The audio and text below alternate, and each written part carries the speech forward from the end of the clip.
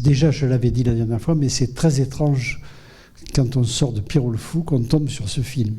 C'est-à-dire c'est absolument énorme la différence totale qu'il y a entre la couleur, le romantisme, si vous voulez, le côté flamboyant de Pierrot, et ce film qui est un retour sur la Terre.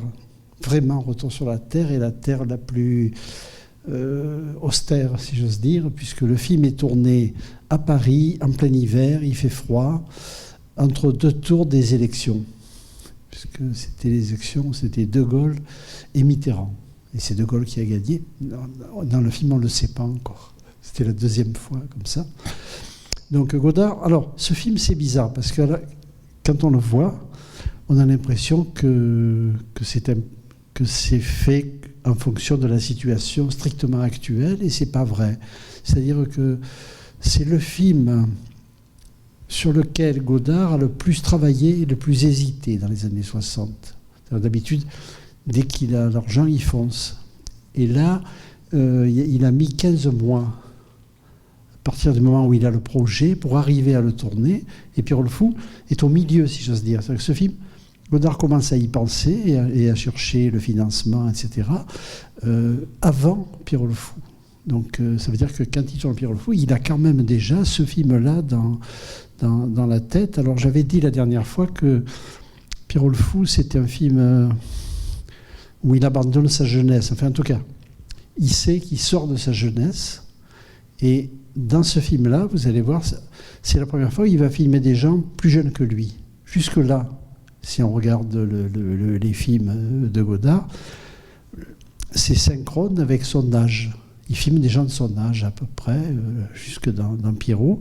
Et là, il se rend compte, Godard, qu'une nouvelle génération vient d'arriver, qui est celle des yéyés et tout ça, qui est très différente de la sienne, à tout point de vue, culturel, mode de vie, etc. Donc, il est assez fasciné par ça.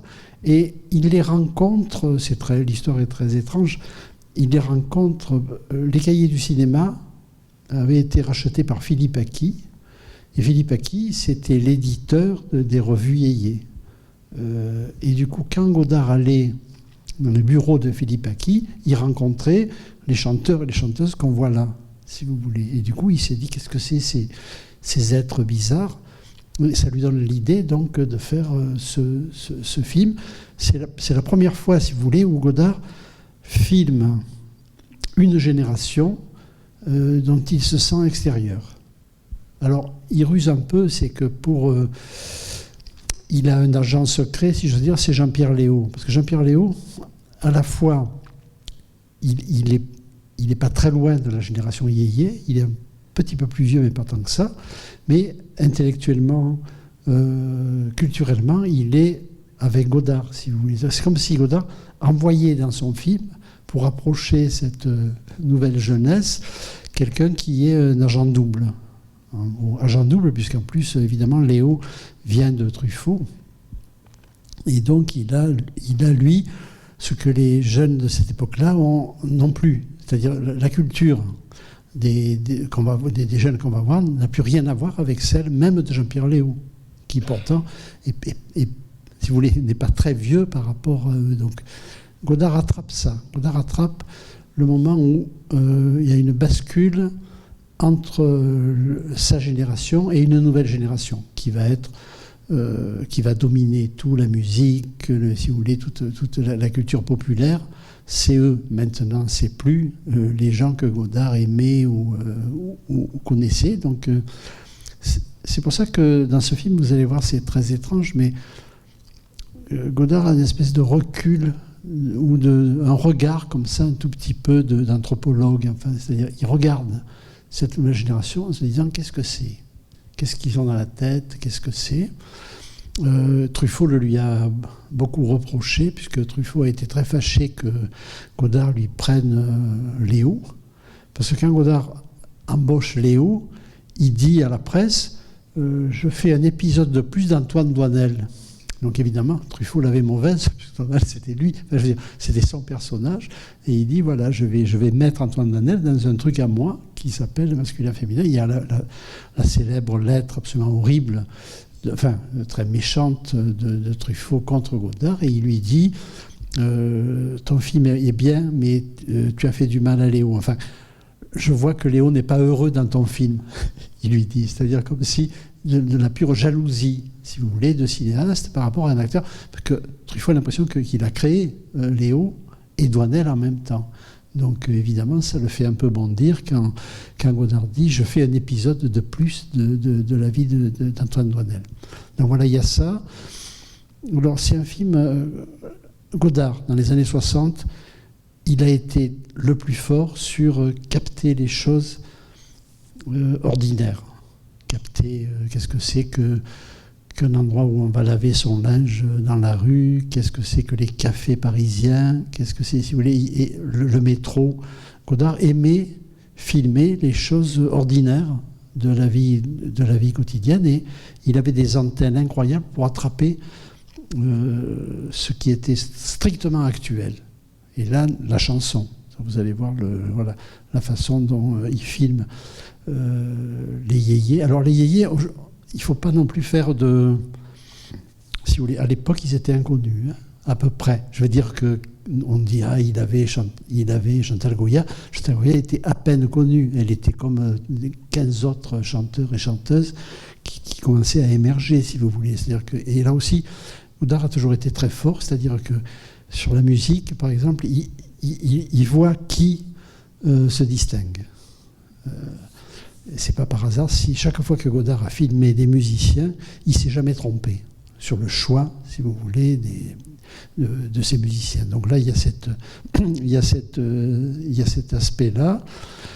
Et alors, c'est un film un peu décalé par rapport à la famille Godard. C'est-à-dire que c'est pas Coulthard qui fait l'image et c'est pas ses producteurs qui le produisent. Si vous voulez, il repart avec une autre équipe, mais qui n'est pas une famille, qui est des gens qui ont eu envie de travailler avec lui. Je reparlerai un petit peu de ça après. Et je raconterai donc après, quand on aura vu le film, l'histoire très bizarre du scénario de ce film. Puisqu'en gros, Godard hésite entre deux nouvelles de Maupassant, et finalement, il hésite vraiment. Et finalement, il dit je vais faire les deux. Et donc, il mélange dans le film deux nouvelles. Je raconterai après un peu plus le sujet de ces nouvelles de Maupassant. Mais bonne projection, et à tout à l'heure.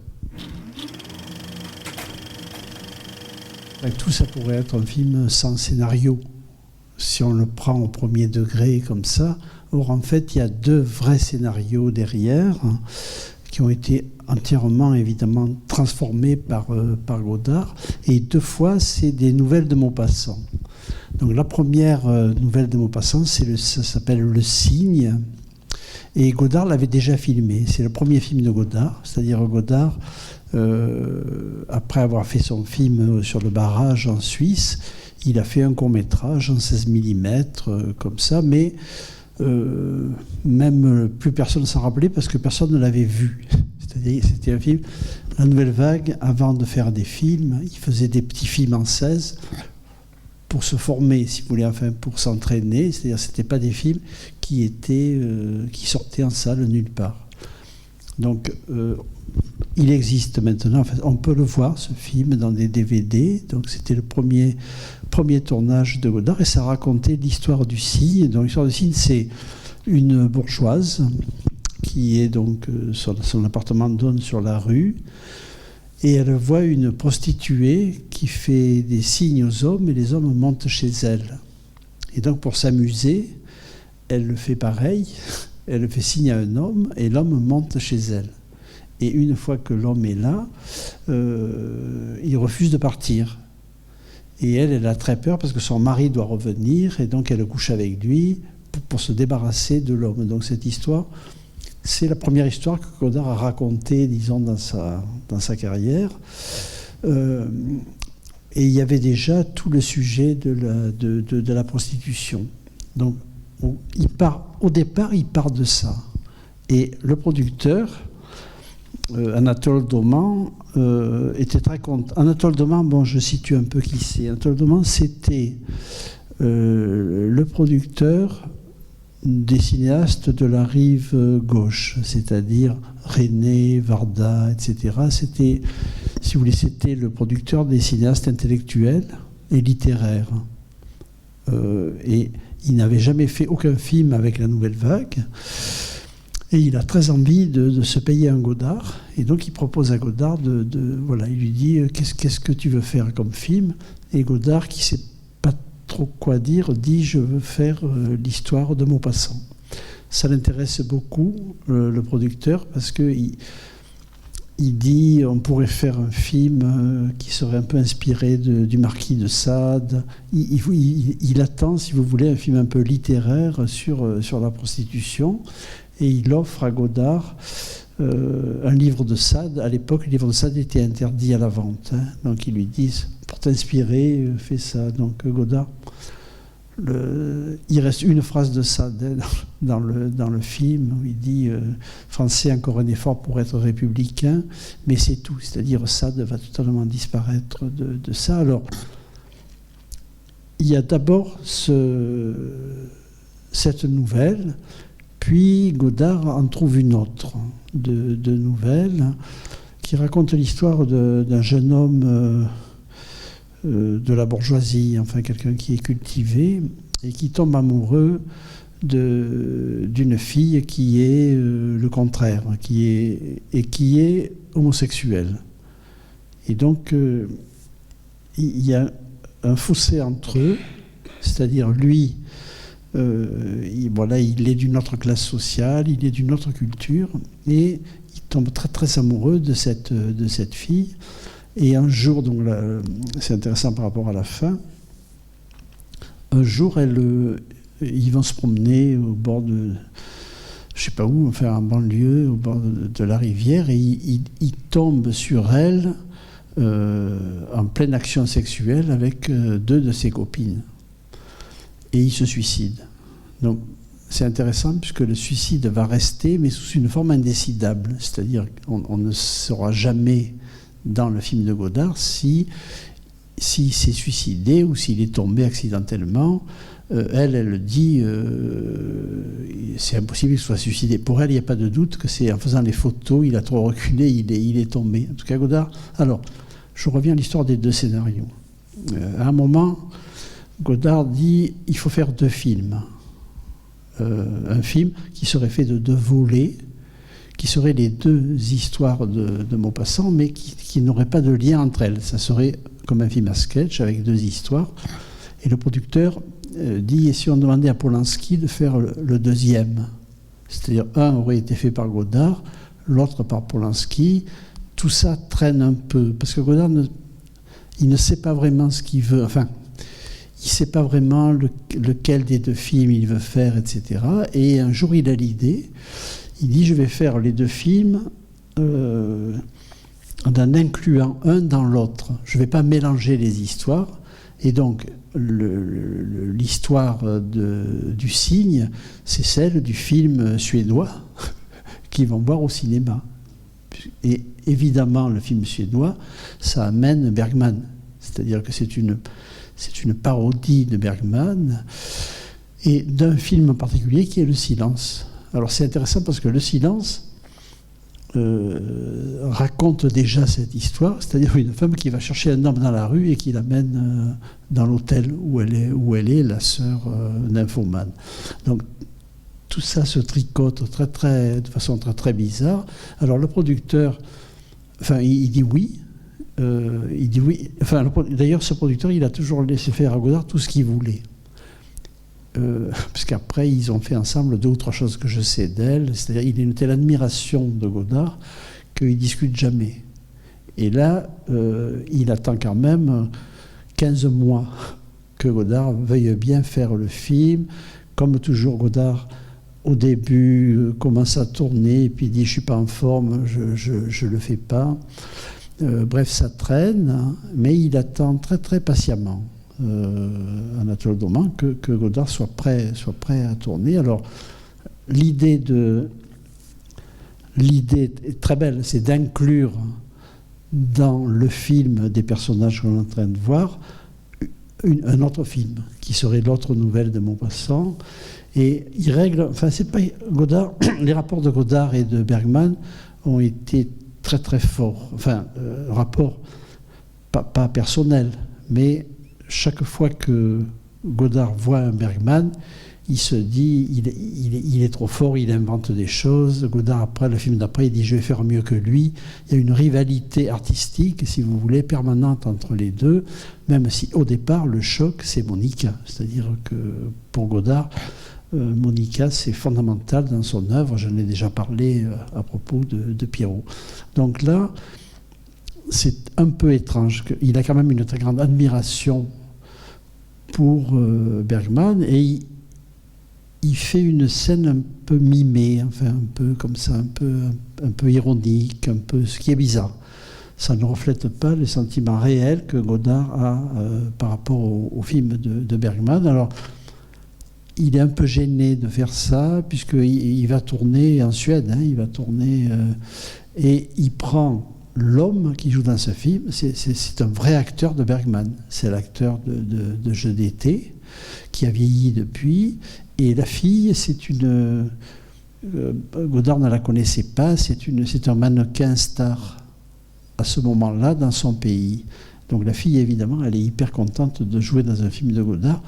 Après, quand elle a dû voir ce qu'elle faisait, ça devait être un peu plus décevant. Alors Godard, ça ne l'intéresse pas trop, ce tournage, et il part avant la fin.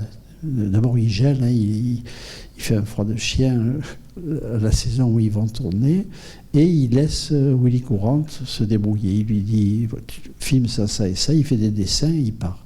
Donc du coup, les deux acteurs suédois ont été filmés par le chef-op. Enfin, il est resté 2 jours, Godard, mais après, c'est eux qui ont fini, disons, le tournage. Bon, c'est toujours intéressant quand Godard lâche le tournage et le laisse à quelqu'un d'autre, au chef-op, à quelqu'un d'autre. Et il le fait assez souvent. Il l'a fait toute sa vie, par moment, d'abandonner en confiance le film à quelqu'un d'autre. Alors, Willy Courant, quand Godard va le voir tourner pour voir comment il travaille. Et il va le voir tourner chez Agnès Varda, à Noirmoutier. Et il ne dit pas grand-chose, mais finalement, il va le voir, il lui dit « J'ai besoin de quelqu'un pour une 2e équipe ». Et Willy Courant dit oui, alors qu'en fait, ce n'est pas vrai. C'est-à-dire qu'il cherchait le chef-op de ce film-là, puisque Coutard ne pouvait pas. Et donc Willy Courant a très peur. Willy Courant, c'était un chef-op beaucoup plus classique, beaucoup plus traditionnel, si vous voulez, que Coutard. Et il est un peu inquiet de comment ça va se passer avec Godard. Et puis il y a quand même la statue de Coutard qui plane à ce moment-là sur tous les films de Godard. C'est-à-dire, c'est très... Et donc il accepte. Et l'histoire est assez belle. C'est-à-dire que le premier jour de tournage, il dit à Godard, j'accepte, mais j'ai peur. Et Godard lui dit, vous inquiétez pas, au début, on tournera des petites choses faciles. Comme ça, vous allez vous chauffer, vous allez comprendre mon système. Et il commence par la scène la plus difficile à tourner du film. C'est la très très longue scène travelling baladeur dans le café quand il y a la déclaration d'amour à la fin. Quand il a demandé un mariage, c'est une scène extraordinaire qui dure pratiquement 4 minutes. La caméra virevolte, circule dans les trucs, il y a les portes qui s'ouvrent, qui se ferment. C'est très très chorégraphié. Et évidemment, pour le chef-op, c'était l'horreur. C'est-à-dire qu'il fallait qu'il dirige la dolly, il fallait qu'il cadre, parce que vous avez vu par moment, Godard lui dit là, tu les lâches, tu cadres les 2 types qui sont à table, qui sont à l'autre table, etc. C'est un plan très très complexe. Donc, et c'était complexe aussi pour les acteurs. C'est-à-dire que Godard commence son film par la scène la plus difficile à tourner de tout le film. Et là, sur les vitesses, c'est évidemment passionnant. C'est-à-dire que Godard, j'ai vu ça sur le rapport script, Godard arrive à 9h et il prépare pendant 2 heures. Parce qu'il y a des figurants, il faut installer des micros quand les figurants parlent, etc., puisqu'il n'y aura plus aucune coupe, puisque c'est un plan séquence entier jusqu'au moment où au moment de sortir, il lui dit « Je voulais te dire, est-ce que tu veux m'épouser ?» Donc, plan très très difficile, 2 heures de préparation, et puis là, Godard commence à tourner, et il fait 14 prises. C'est très rare que Godard fasse autant de prises, parce que c'est quand même très difficile. Et il arrête le tournage à 2h30, et il a 3 minutes de film, 3 minutes et demie de film en boîte. C'est-à-dire que du coup, du point de vue du rendement, mais c'est souvent le cas, le plan séquence, c'est très long à installer, mais après, le rendement est très très grand. S'il avait fait la même scène découpée, il aurait fini le soir. Tandis que là, tout le monde a peur, et en même temps, c'est une façon aussi de dire à toute l'équipe, on commence dans le grand bain, on commence par ce qu'il y a de plus difficile. J'imaginais l'ingé son et tout ça, tout le monde est comme ça, quoi. Et les acteurs aussi, puisque les acteurs, il faut qu'ils tiennent eux aussi, si vous voulez, leur texte et leur jeu dans toute la durée de ce plan séquence. Donc en gros, il prend le risque de mettre tout le monde en difficulté, et après, le principe c'est qu'après, si ça passe, après il n'y aura plus de soucis pour le reste du film. Donc c'est une stratégie. Il y a des cinéastes qui font le contraire, qui commencent par tourner des petites choses faciles pour que tout le monde se chauffe. Godard dit non, ils vont tous se chauffer en même temps et d'un coup. Pour ça. Alors il y a un livre sur le tournage de ce film, de quelqu'un qui s'appelle Michel Viadet, qui a suivi le tournage entièrement et qui raconte certains tournages de certaines scènes. Voilà. Il vient d'être réédité. C'était un livre de l'époque, c'était un journaliste, et il vient d'être réédité. Alors, sur les acteurs, il veut Chantal Goya, il découvre, si vous voulez, je l'ai déjà dit tout à l'heure, mais j'insiste, aujourd'hui, tous ces gens-là sont connus. Ils ne l'étaient pas du tout à l'époque. Marlène Jobert, c'est son premier rôle. C'est-à-dire qu'il trouve, alors moi j'adore ça, le type qui est vraiment, on voit, qui est un prolo, qui n'a pas du tout le visage, ni la façon de bouger des autres. Godard le repère dans un bar où il allait, et tous les jours ce type était là, et un jour Godard va le voir et lui dit « Est-ce que vous voulez tourner dans mon film ?» Et le type lui explique que c'est un travailleur, c'est quelqu'un qui fait des ventes à domicile, etc. Et Godard le choisit pour jouer le communiste, enfin le militant, disons. Alors, j'ai été très frappé ce soir à quel point ce film annonce la chinoise. Notamment toutes les scènes où il y a les filles dans l'appartement bourgeois. C'est déjà pareil. C'est-à-dire un appartement bourgeois, et il y a une communauté un peu hétérogène qui évolue dans cet appartement. Alors, sur le prolo, je trouve que c'est magnifique de jouer Léo et lui. C'est-à-dire, c'est le contraire. C'est des visages contraires, c'est des façons de parler absolument contraires, et ça marche très bien. Et finalement, ce type est très touchant, y compris quand il dit des choses un peu comme ça qui pourraient être choquantes. L'idée du casting de mélanger Léo à ce type, parce qu'ils jouent souvent ensemble, je trouve que c'est une idée magnifique, enfin, quand on revoit le film aujourd'hui. Alors, il y a des trucs assez marrants sur l'évolution des perceptions qu'on a, nous, par exemple, des syndicats. C'est-à-dire, à l'époque, Force ouvrière, c'était le syndicat traître au service des patrons, etc. Et ça a complètement basculé, si vous voulez. C'est-à-dire, quand on entend ça, on se dit... Pourquoi ils disent autant d'horreur sur Force ouvrière? Parce que c'était ça à l'époque, si vous voulez. Donc il y a eu évolution.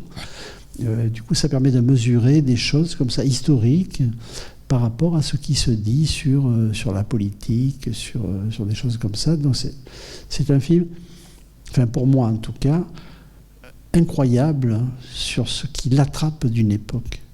Parce qu'aujourd'hui, quand un cinéaste veut attraper des choses d'une époque, il fait le scénario, quoi.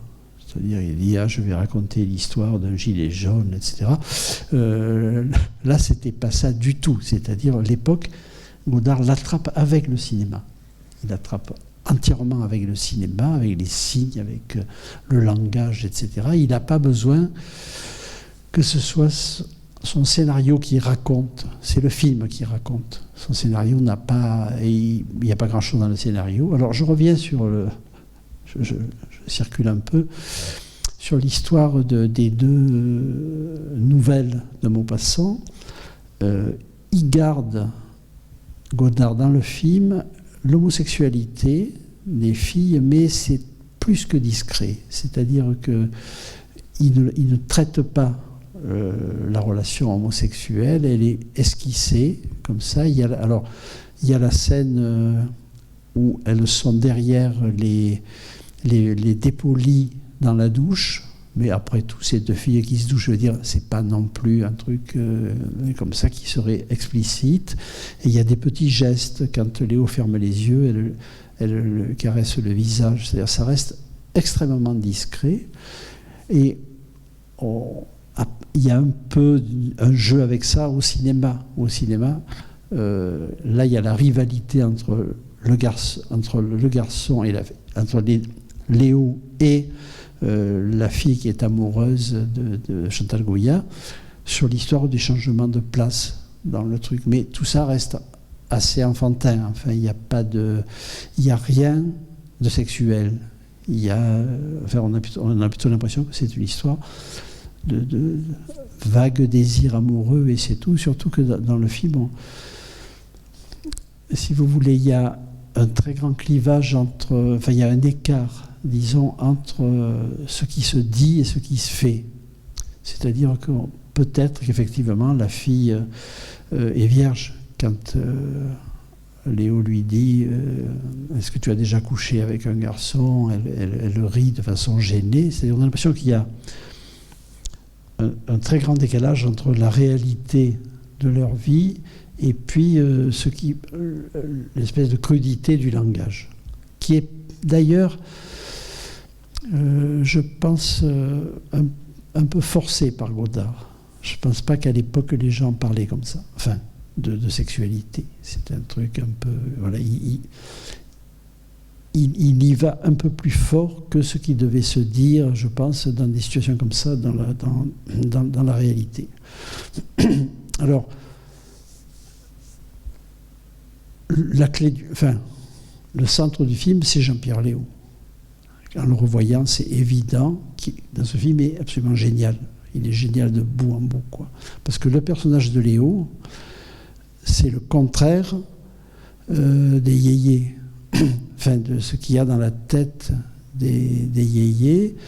Parce que lui, il est sombre, il est sentimental, ce qui est un mot qui n'a pas de sens dans la population des yéyés. Si vous voulez, l'idée, on n'avait pas, enfin, c'était une faiblesse d'être sentimental, alors que Léo, il est que ça, il est totalement sentimental, et il y a un truc génial chez Léo, mais toujours, il est dans la scène, et puis d'un coup, il n'est plus là. D'un coup, il regarde au plafond, d'un coup, il est dans ses pensées. C'est-à-dire, il a une capacité de changer de régime de présence extraordinaire. Je pense que sur ça, Godard est plus fort que Truffaut. Sur ça, sur ce qu'il réussit à faire avec Léo de ces changements. Bon, mais Léo n'a jamais été aussi magnifique, enfin, moi je trouve, et on sent que Godard adore le filmer. Les plans sur Léo sont tous magnifiques, enfin, y compris des plans où il ne se passe pas grand-chose, qui sont lents. C'est comme si Léo était une surface d'observation pour Godard, qui l'oppose au yé. Alors, il y a des choses qui me gênent un peu dans ce film, malgré tout, sur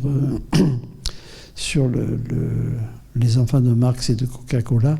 C'est clair que les enfants de Marx, c'est les garçons, et que les filles sont les enfants de Coca-Cola. C'est-à-dire qu'il n'y a pas un seul personnage féminin qui aurait un petit peu le charme ou la profondeur, disons, de Léo et même de son copain Prolo. C'est pas, voilà, les garçons sont d'une autre catégorie et il a pas donné, je trouve, la chance à une fille, enfin un personnage féminin dans ce film. Il y a une scène que je n'aime pas du tout, c'est Mademoiselle 19 ans, parce que là il y a du mépris, quoi. Enfin il y a un truc qu'il aurait, je sais pas, il a eu envie de filmer ça, mais il ne fallait pas le laisser dans le film, quoi, parce qu'il y a une espèce de jubilation, comme s'il se moquait de la connerie, enfin c'est pas la connerie, c'est la pauvreté totale intellectuelle de cette fille par rapport aux autres personnages, et c'est long, c'est-à-dire qu'il y a un truc un peu... Il y a deux choses qui me gênent. Il y a ça, et une chose que je n'ai jamais comprise, mais peut-être que vous allez me l'expliquer, c'est l'histoire quand il va dans les WC, qu'il y a les deux mecs qui s'embrassent, un est visiblement arabe, celui qui lui dit tire-toi pour le con, et après il écrit non à la République des lâches. J'ai jamais osé demander à Godard. De toute façon, je lui avais demandé, il m'aurait pas répondu, il m'aurait répondu n'importe quoi. Je ne comprends pas ça. Enfin, je ne comprends pas le sens de cette scène. Alors, la Nouvelle Vague était très hétéro. On va dire la Nouvelle Vague, il y avait Brialy, enfin, comme acteur, mais en gros, c'était quand même un mouvement très, très hétéro. Et les relations amoureuses racontées dans les films de la Nouvelle Vague sont toujours... Le fondement, c'est ça. C'est quand même c'était des purs hétéros, y compris sur les relations d'amour, etc. Donc, mais ça ne suffit pas. Godard est quelqu'un de suffisamment conscient, suffisamment politique pour avoir laissé ça sans raison. Est-ce que quelqu'un a une idée sur ça? Est-ce que ça vous a gêné d'abord? Peut-être que c'est pour dénoncer le fait qu'ils se cachent au lieu d'afficher clairement leurs sentiments et leurs attitudes. Ouais. Et puis alors, mettre en cause la République, peut-être que c'est aussi mettre en cause une République qui ne permettrait pas justement au mouvement homosexuel de revendiquer leur cause et de s'épanouir. Enfin, des suppositions, tout ça. Non.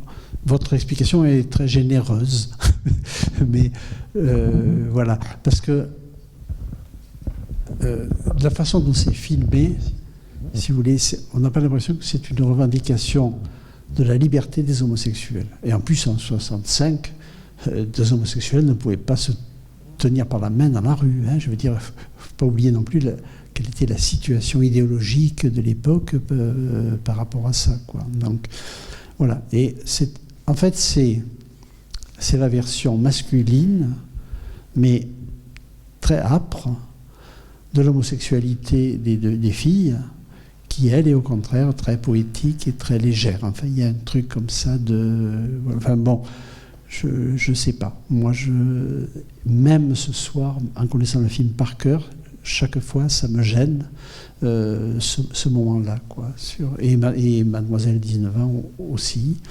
Alors qu'après tout, je veux dire, à 19 ans, il y a plein de gens qui n'ont pas plus d'idées sur qu'est-ce que ça veut dire réactionnaire que cette fille. Si vous voulez, c'est un point de vue de quelqu'un pour qui les mots ont un sens politique fort.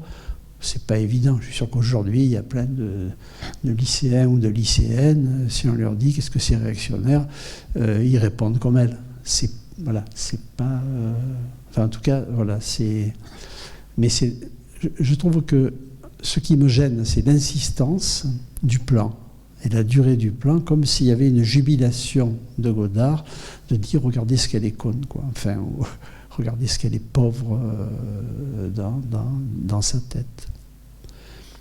Bon, évidemment, il y a la scène très belle avant, je crois que c'est avant, quand il va gueuler dans la cabine de projection parce que le film n'est pas projeté au bon format. Alors, parce qu'il y a une histoire de format dans ce film. C'est-à-dire, Godard dit... Alors, le film, vous avez vu, et c'est filmé... Enfin, vous avez vu. Le contraste est très important parce que c'est filmé à une pellicule qui venait d'arriver, qui était la 400 ASA, qui venait d'arriver pour le cinéma. Les cinéastes pouvaient utiliser de la 400 ASA, donc pellicule très très sensible pour filmer la nuit, etc. Alors, c'est le chef-op, quand il commence à parler avec Godard, qui lui dit, vous savez, il y a une nouvelle pellicule, peut-être que pour votre film, ça serait bien. Et Godard a des doutes. Godard, il aime beaucoup la 200 ASA, parce que la 200 ASA, elle a des beaux gris, enfin, c'est celle avec laquelle il a fait les films d'avant, quand ils sont en noir et blanc. Et donc, il dit au chef-op, on va faire des essais. Et ils partent dans Paris, surtout vers République, hein, parce qu'en gros, le quartier général du film, c'est Répu. Et ils font des plans. Et ils en font beaucoup. Et ils font des plans, par exemple, des gens qui marchent dans la rue, les entrées et sorties de grands magasins, tous les plans Alors, quand Godard fait ses plans, il ne les fait pas pour le film. Il les fait pour essayer la pellicule. Et quand le chef-op raconte que quand ils ont vu au Rush, Godard disait, il n'a pas dit c'est bien, c'est pas bien, il n'a rien dit. Et après, à la fin du montage, il voit que tous les plans faits comme essai de pellicule sont dans le film. C'est-à-dire, bon, Godard, c'est comme quand Godard écrit un scénario et qu'après il prend des phrases et qu'il les met directement dans le film. C'est la même idée, c'est-à-dire ce qui relève de la préparation finalement fait partie du film. On peut prendre des morceaux qui ont été faits avant que le film commence à se tourner et on s'en sert et après on l'intègre, disons, au film, ce qui est un geste très moderne, hein, évidemment. C'est un geste où il n'y aurait pas d'un côté la genèse, la préparation et après de l'autre le film. Il fera ça beaucoup après, enfin il le fera encore plus clairement, hein, notamment sur des essais d'acteurs qu'après il intègre dans le film. Voilà. Alors autre chose, après je vous laisse parler, Godard fait un truc un peu bizarre, mais il l'avait déjà fait dans Vivre sa vie, c'est-à-dire que quand les jeunes dialoguent entre eux, c'est un pur effet de montage, c'est-à-dire qu'en réalité c'est Godard qui interviewait, par exemple, la fille devant le frigo. Après, il interviewait le garçon. Et après, il ne savait pas avec qui il parlerait. C'est-à-dire qu'après, au montage, il fait parler des plans, du garçon et de la fille, par pur effet de montage. On est dans le cinéma le plus contraire possible d'André Bazin. C'est-à-dire l'idée de... Voilà. J'interviewe la fille, c'est moi, Godard, j'interviewe la fille, après j'interviewe le garçon, c'est moi, Godard, et après je les fais dialoguer artificiellement, purement par effet de montage. Donc c'est un cran de plus par rapport à l'histoire de l'oreillette, si vous voulez. C'est une façon de manipuler entièrement le dialogue, tout en faisant de l'interview directe, puisque c'est des interviews directes. Ils n'ont pas de texte, c'est-à-dire ils répondent directement aux questions que Godard leur pose. Il y aura un petit peu ça après, encore une fois, dans La Chinoise, mais moins.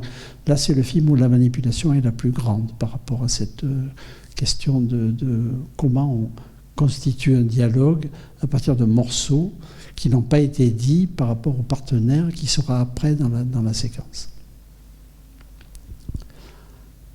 Bon, à vous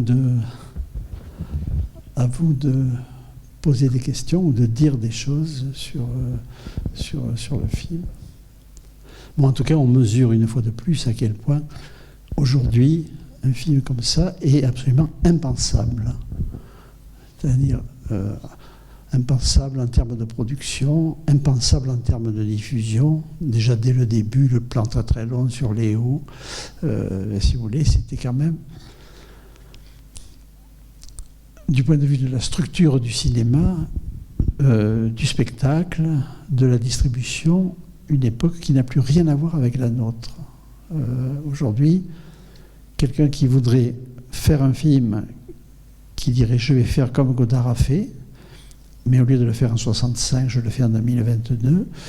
Et il n'a qu'une solution, c'est d'écrire un scénario qui dit les choses. C'est-à-dire, là, parce que finalement, là, les idées qu'on a, on les attrape à partir des morceaux que Godard nous donne.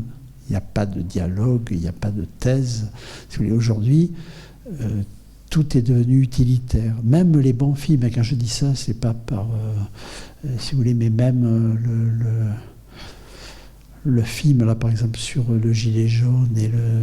Comment il s'appelle qui se retrouve à l'hôpital, qui était au César.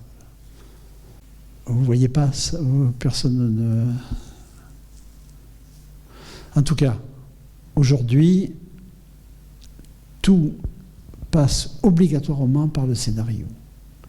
Et dans ce film-là, il y a du scénario, mais ce n'est pas le scénario qui nous dit ce que Godard attrape et constate sur l'époque. Et l'époque est liée entièrement. C'est-à-dire, c'est incroyable à quel point ce film capte des choses sur sa propre époque. Et les décors, c'est pas des décors. Enfin, tout ce qu'on voit dans le film, c'est directement prélevé du réel. C'est pas, Godard s'est pas dit, allez, on va aller dans tel endroit, etc. Il va dans les cafés où il allait, il va dans des lieux communs. Moi, il y a un truc qui m'a frappé dans ce film, c'est je ne sais pas s'il l'avait autant fait avant, c'était les jeux de mots avec les intertitres, et puis cette idée du son de pistolet qui permet de faire sauter des lettres, etc. Je trouve ça très drôle, mais j'ai l'impression que c'est la première fois où il utilise à ce point-là le procédé. Peut-être je me trompe. Non, c'est parce que là, c'est très visible. Il a toujours fait des jeux comme ça, mais d'habitude, là, c'est montré vraiment. C'est-à-dire, on ne peut pas y échapper aux jeux de mots, enfin, aux phrases, etc. Parce que, d'abord, les caractères sont très gros de ça, et puis, il s'amuse, il s'amuse avec ça. Oui, c'est ça, il y a quand même un côté ludique qu'on sent, qui est très très fort, qui prend du plaisir quand même à... alors parfois peut-être c'est un peu cruel, mais globalement il y a quand même un sentiment de légèreté aussi quand même, je trouve dans ce film qu'on retrouve pas si souvent que ça dans ces autres films, quoi. Tout à fait, c'est pas un film, bon, même quand c'est lent, c'est pas ennuyeux, et puis il y a la santé, quoi. Enfin, il y a la santé de Godard. C'est-à-dire, il aime sans arrêt, il fait des gags, il invente des choses, il s'amuse. C'est-à-dire, c'est des films où il y a du plaisir à le faire. Et finalement, nous, quand on est devant un film où il y a eu du plaisir à le faire, on a du plaisir, enfin, à le recevoir, quoi. Et c'est effectivement un film où il y a plein de choses très drôles. Beaucoup d'inventions, et puis aussi ce qui n'empêche pas des moments assez émouvants. Moi, je repensais à une scène que je trouve très belle quand le personnage de Chantal Goya, elle est en train d'enregistrer son 45 tours, et il y a Jean-Pierre Léaud qui entre, et il la regarde à travers la vitre, etc. Et à un moment donné, il rentre dans le studio pendant qu'elle chante, ce qui est absurde qu'on le laisse rentrer d'ailleurs, mais bon, c'est pas grave. Et en fait, il se met devant elle et on a l'impression qu'elle lui parle en chantant, mais en fait, elle est en train de chanter un texte de chanson à 2 balles, enfin voilà, mais qui est une chanson d'amour. Et lui, en fait, là, il y a un truc sur le fait qu'ils ne se raccordent pas et pourtant ils sont face à face, quoi. Enfin, je trouve ça très très beau, quoi. C'est comme s'il venait la recueillir alors qu'elle lui donne rien. Enfin, ouais, mais c'est lui qui se met à la place de celui à qui ça serait adressé. Voilà. Et Godard s'amuse aussi, mais ça il a toujours fait toute sa vie, au mixage. C'est-à-dire que quand on entre il n'y a plus que la petite voix fluette, parce qu'il n'y a plus aucun écho, il n'y a plus rien. Mais ça, Godard, il a souvent fait ça. C'est-à-dire, ce coup, il coupe au mixage. S'il y a 6 pistes son, il en coupe 5. Donc là, il y a l'idée de la vitre, etc. Mais il fait ça aussi, des fois, dans des scènes normales. C'est-à-dire qu'il n'a pas peur, Godard, d'éteindre l'ambiance sonore. Alors qu'aujourd'hui, c'est la folie furieuse aujourd'hui, le mixage. C'est-à-dire. C'est un truc interdit, ça, oui, d'enlever. Et avoir du silence est impossible. Et moi, je sors d'un mixage à Canal+. Le mixeur, je lui disais, mais là, je veux rien.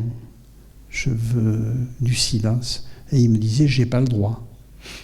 J'ai pas le droit. C'est-à-dire qu'il n'avait pas le droit de mettre 5 secondes de silence, quoi. Parce qu'il dit après, tout le monde casse sa télévision, appelle Canal+, pour dire vous êtes nuls, quoi. C'est-à-dire, bon, c'est vrai que c'est rude. Et ça veut dire quoi? Attends, je vais te passer le micro. Ça veut dire que si, quand il y aura le contrôle du film, on va dire au mixeur, mais tu es nul. Même si le réalisateur voulait du silence, on n'a pas le droit à Canal+ d'avoir du silence. On n'a pas le droit d'avoir plus de 3 secondes de silence dans le film. Donc c'est une censure. C'est un dogme. Oui, c'est ça. C'est-à-dire que sinon, Canal+ dit c'est indigne de nous que dans un film il y ait du silence. Donc c'est une espèce de, c'est un truc de taper furieux, de fou furieux, quoi. Ça, et, du coup, le pauvre mixeur, il a peur quand on lui dit, moi je veux, là, à ce moment-là, je veux du vrai silence. Et il a peur pour lui. Enfin, il a peur qu'on le prenne pour un nul. Voilà, et que, en gros, Canal+ peut lui dire, tu n'aurais pas dû te laisser faire. Ce mec est nul, le réal, parce qu'il ne sait pas qu'il faut qu'il n'y ait jamais de silence. Donc ça fait très peur. Enfin, ça fait très peur parce qu'en plus, on ne peut pas en vouloir au type. Je veux dire, il est pris dans ça. Il est salarié, il est pris dans ça. On ne peut pas lui en vouloir à lui de ça, quoi. Donc c'est assez bizarre. Et Godard a toujours adoré ça, des moments de pur silence. Parfois c'est mis en scène comme la minute de silence et tout ça, mais même dans des séquences normales, Godard coupe tout. Il y a des moments où il coupe tout le son. Et il laisse, parce que l'idéologie du mixage, c'est que même si c'est du silence, il faut du son. Il faut un vague quelque chose pour que ça ne soit pas du silence.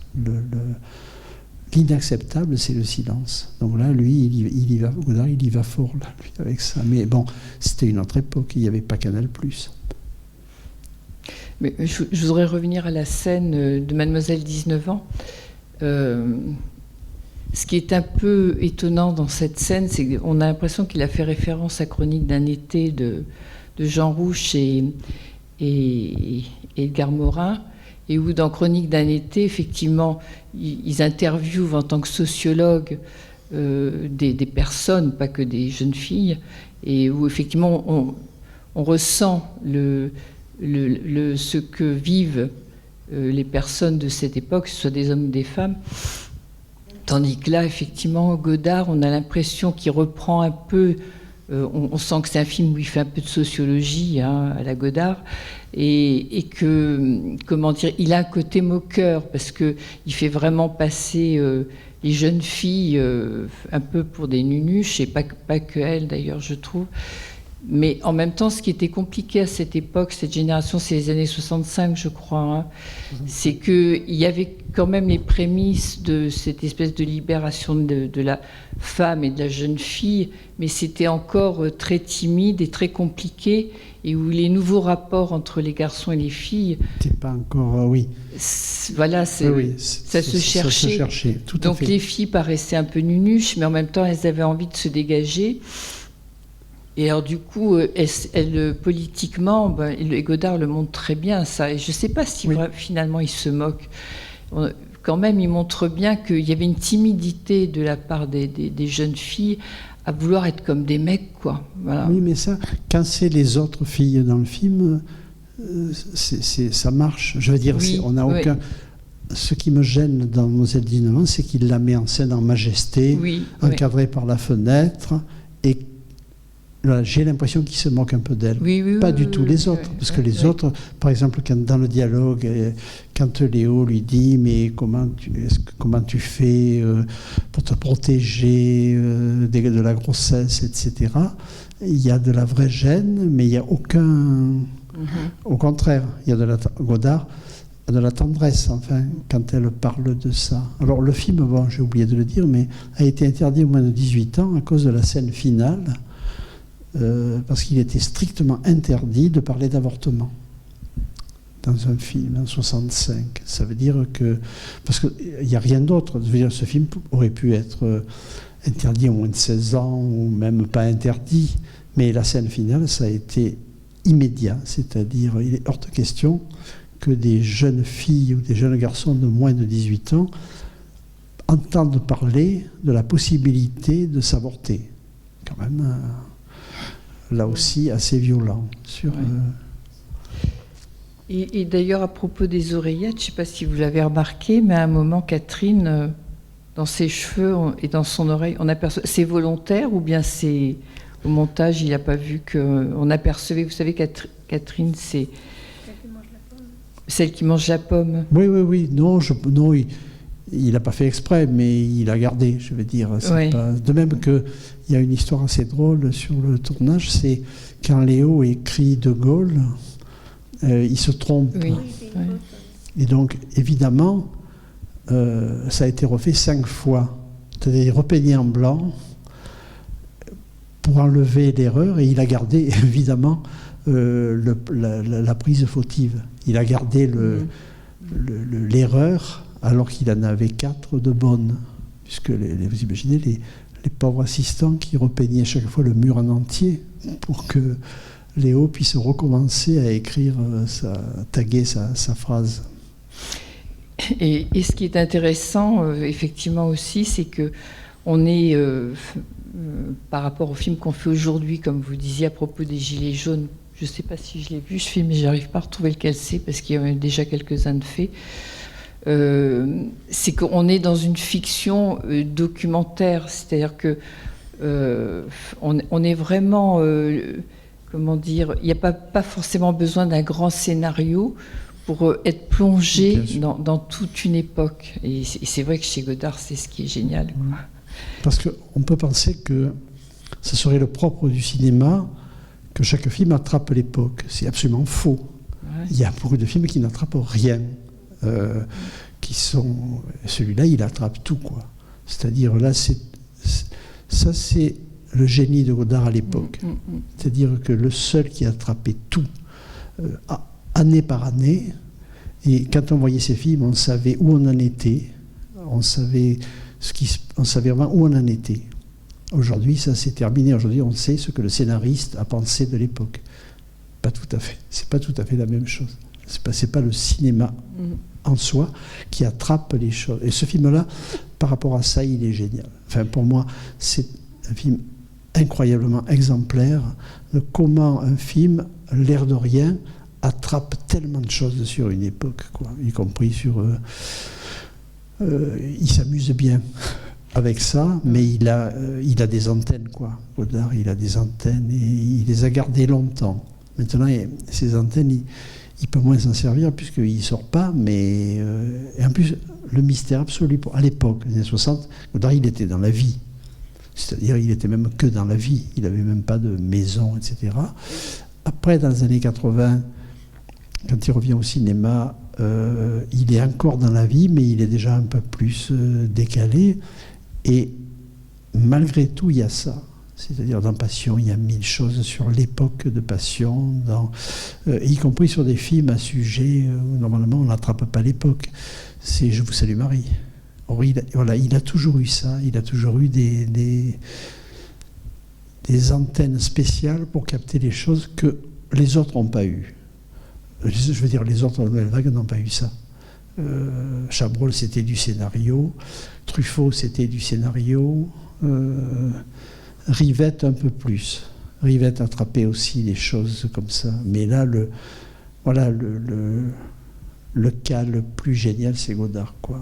Et c'est un don, hein, c'est pas, je veux dire, il s'est pas dit, je vais attraper tout. C'est-à-dire, il avait une qualité d'antenne pour tout attraper, voilà. Et le mystère pour moi, c'est quand il fait film socialisme, où déjà il est vieux, enfin il est déjà plus... il court pas les rues et il attrape tout, quoi. La séquence du garage, je ne sais pas si vous vous en souvenez, sur la petite famille de garagistes, je me suis dit pourquoi depuis 5 ans personne n'a attrapé autant de choses que lui qui est vieux. C'est-à-dire c'est comme si le fait de ne pas être réellement, de ne pas être dans le monde ne l'empêchait pas d'attraper le monde plus que ceux qui croyaient y être, enfin. Bon, je ne veux pas être trop lyrique sur Godard, mais c'est vraiment ça le génie de Godard. Enfin, le génie principal de Godard, c'est peut-être celui-là. Les bars parisiens, les cendriers avec Saint-Zano, Ambassadeur, Saint-Raphaël, la serveuse, on ne voit plus de serveuse qui ressemble à ça aujourd'hui, mais les bars parisiens, c'était ça, quoi. C'était les voitures dans la rue, effectivement les essais de caméra sur l'entrée des personnes dans les grands magasins, on voit vraiment comment on était habillés, comment les vitres et puis comment on était happé par ces grands magasins qui étaient où il y avait toutes les nouveautés. C'est vrai qu'on est vraiment transporté. Moi, je trouve ça très fort. En tout cas, par rapport à ce que tu disais, non, ce que vous disiez, c'est vrai que Rouch est dans le film. Enfin, je veux dire, quand Godard fait ce film, il a en tête Chronique d'un été. C'est-à-dire qu'il a ça en tête et ça plaisait bien à son producteur, puisque son producteur était plutôt de l'autre côté de la nouvelle vague, si j'ose dire, enfin, de la nouvelle vague intellectuelle, et pas celle de Godard. Juste par rapport à... Je rebondis sur ce que vous disiez par rapport à la télévision tout à l'heure, la question du son. Juste dire au passage que quand même Godard est une bête de télévision quelque part en fait. Il y a quand même beaucoup de moments où il est interviewé, où il se passe vraiment des trucs incroyables. Je repense à je sais plus quelle émission en fait où il prend le contrôle du cadrage de la caméra, une autre en fait où il fait, enfin il y a une espèce de happening à chaque fois qu'il est sur un plateau, enfin peut-être plutôt dans les années 80-90. Enfin en tout cas pour ceux qui n'ont pas vu, moi je vous encourage à regarder sur YouTube parce qu'en général on peut trouver plein d'extraits et c'est toujours assez drôle et en général il arrive toujours un peu à chambouler un petit peu le dispositif. Voilà, c'est très, ça fait plaisir à voir, quoi. C'est marrant parce que j'ai vu il y a 3 jours la dernière représentation de Lucchini de ce spectacle sur l'argent, et comme c'était la dernière, c'était filmé. Il y avait des caméras partout et il a joué toute la soirée avec le caméraman, avec l'ingénieur du son, c'est-à-dire que très godardien par rapport à ça, c'est-à-dire au lieu de parler qu'avec les spectateurs, il parlait avec les techniciens qui étaient en train de le filmer et en plus c'était pas du tout chez Godard ça pouvait être méchant. Lucchini non, c'était tendre, enfin il y avait un truc comme ça ce Godard pouvait être assez cruel. Oui. Bah bon, la télévision peut être cruelle. Donc bon, c'est une bonne guerre. Oui, vous n'avez pas évoqué du coup quelque chose qui est dans le film à plein d'endroits, sur la place de la guerre au Vietnam. Et en fait, je me demandais justement si cette manière de présenter ces petits chats par flash, c'était pas aussi, peut-être pas, mais en lien avec le principe de la République des lâches, en fait. Est-ce que c'est pas une autre manière de dire de Godard qu'en fait tout le monde vit sa vie, on a ses petites préoccupations, etc. Mais en fait, le vrai sujet, tout le monde le voit, mais on n'en parle pas. Oui, sauf que ce qui me gêne, c'est qu'il associe l'homosexualité à ça. C'est pas la République des lâches, c'est bien, enfin, je veux dire, c'est tout. Mais le fait qu'il écrive ça sur la porte des toilettes où il y a les 2 mecs qui s'embrassent, voilà, il y a quelque chose que je ne comprends pas. En tout cas, pour rebondir sur la question du Vietnam, ça m'a frappé la séquence où Jean-Pierre Léaud dit, il donne ses allumettes au type qui croise dans la rue, et après il dit « Oh la vache, il s'habille le feu, etc. » Mais ça reste hors champ, en fait. Oui, c'est assez frappant parce que cette image, je pense qu'on l'a tous vu, l'image tout à fait. de personnes qui s'immolent comme ça, qui est très choquante. Et on l'a dans la tête, mais là, elle reste hors champ, quoi. Et on a l'impression que, enfin, il s'en parle comme ça, puis bon, il passe à autre chose, quoi. Enfin, mais sur le Vietnam, après, il va travailler vraiment, si j'ose dire. C'est-à-dire là, c'est des petits signes pour dire...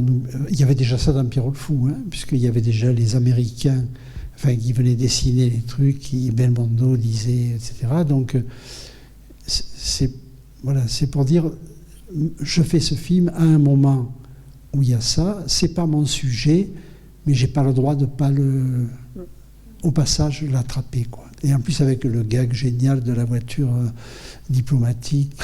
En plus, il y a un truc très beau dans c'est parce qu'il n'y a pas que le gag. Il y a le fait que sur le mur derrière, il y a un peintre qui peint les volets. C'est-à-dire il y a un effet comme ça de perspective, enfin, de mise en abîme entre le vrai peintre qui peint les volets et eux qui peignent la voiture. Et, enfin, même plus globalement, parce qu'au-delà du Vietnam, il y a quand même il y a la référence à Coca-Cola, il y a le fait de, je sais pas comment on l'appelle, l'impresario, je sais pas quoi, qui fait répéter Chantal Goya, qui visiblement est aussi de culture américaine. On voit bien qu'il y a quand même quelque chose où il met en relief le fait que quelque part, je sais pas, la France est en train de se faire bouffer et que De Gaulle au milieu, qui est évoqué effectivement avec... et même, à un moment donné, il y a une histoire où il demande à la jeune fille si elle est amoureuse de Gaulle. On voit bien qu'il moque un petit peu la France d'aujourd'hui qui paraît vachement ringarde et puis autre chose qui se joue de l'autre côté, quoi. Sur l'Amérique, enfin, c'est effectivement l'histoire de quand le journaliste de radio dit à Chantal Goya, aux États-Unis, il y a écrit partout Pepsi, est-ce que vous êtes Pepsi? Elle a dit oui, je suis Pepsi, sur l'idée comme ça que ça rentre direct dans les cerveaux par la pub et tout, quoi. Il y a ça. Bon, ce qui est bien, c'est que c'est pas une thèse, c'est jeté, quoi. C'est attrapé comme ça. C'est pas... Le personnage noir avec la fille avec le pistolet, et puis on voit Léo et son copain de l'autre côté complètement oui. Sous l'été noir, terrorisés, qui savent pas quoi dire, quoi. Oui, sur le... Bon, on se dit, là, il y avait plein de raisons, hein, puisque c'est Madondo, le noir, qui était à l'époque un cinéaste africain, pour Godard, c'était important de le montrer en tant que cinéaste africain. Il y a le dialogue qui est un dialogue de théâtre, et il y a l'actrice qui était la femme de Boursellier. Boursellier, c'est lui qui fait répéter Brigitte Bardot, là. Qui a été assez important à ce moment-là dans la vie, dans la vie amicale de Godard, les Bourselliers. Donc c'est multiple. Il n'y a pas juste un truc, quoi, dans cette scène du métro.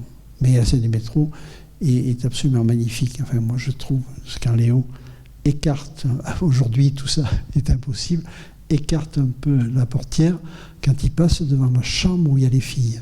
Il y a un truc comme ça et le nombre de films où on voit les gens qui sautent dans le train en marche, aujourd'hui c'est de la science-fiction.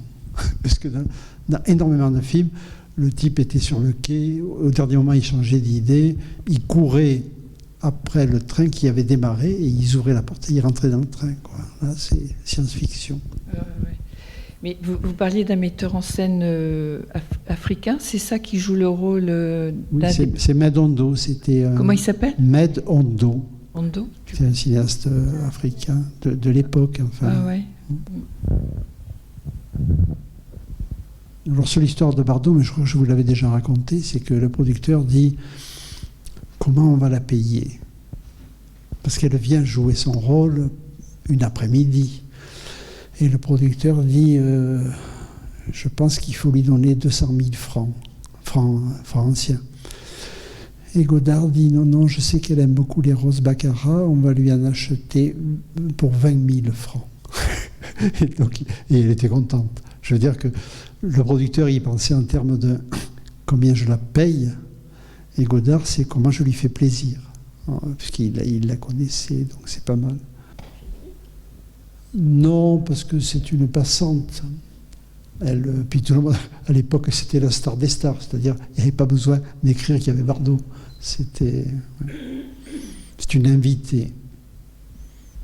Oui, je pensais à Anna Karina, que nous on ne va pas le revoir en fait dans notre cycle. Je crois qu'elle va faire encore un film avec Godard, c'est ça, c'est Made in USA, ou est-ce qu'elle va en faire d'autres après encore? Non, Made in USA. Ouais. Comment ça s'est terminé finalement, cette histoire? Comment ça se fait que ça s'est terminé là, en fait, avec Godard? Parce qu'ils étaient déjà plus ensemble avant Pierrot le Fou, je crois que vous avez expliqué. Oui, Pierrot le Fou, c'est déjà fini leur histoire, mais bon, elle a été amoureuse toute sa vie de Godard, je veux dire, jusqu'à sa mort. Et lui, malgré tout, contrairement aux horreurs qu'il a dit sur Anna Wiesinski, etc., il a quand même toujours été tendre avec elle. C'est-à-dire, voilà, même si il a voyé peu, Godard a horreur de tout ce qui vient de son passé. Tout, je veux dire, il n'y a pas de... C'est-à-dire, même des gens qui ont été très proches de lui à un moment, il ne veut plus rien en savoir. Il ne veut plus rien en savoir. Mais avec Anna Karina, quand même, ça fait partie de... Enfin, c'est ma théorie en tout cas, c'est que le génie de Godard des années 60, c'est aussi le génie d'Anna Karina et de Coutard. C'est-à-dire que si Godard n'avait pas eu Coutard et Anna Karina, ça aurait été un très grand cinéaste. Mais ça n'aurait pas consisté de la même façon, quoi. Là, c'est comme un truc à trois. Et Coutard aussi a un rôle essentiel là-dedans. Sur qu'est-ce qu'ils inventent à ce moment-là, ils l'inventent à trois. Bon, Godard, évidemment, c'est le metteur en scène, enfin, c'est le réalisateur. Mais ça compte aussi beaucoup. Après, ça sera plus pareil. Même Anna Wiesinski, je veux dire, il filme Anna Wiesinski, mais il n'y aura pas l'espèce de truc comme ça où tout tient, quoi. Et avec Anna Karina et Coutard, tout tenait ensemble. Une alchimie, quoi, quelque voilà. part. Non, mais vraiment, un truc comme ça qui prend à un moment, voilà, et qui, bon, ça existe dans le cinéma, c'est pas le seul cas, mais sur le génie des années 60, c'est clair. Pour moi, c'est clair, quoi, que c'est cet ensemble-là de trois, et c'est pas juste Godard a du génie dans les années 60, mais il a tout ce qu'il faut, quoi, pour que ça marche, enfin, pour que ce génie produise des choses géniales.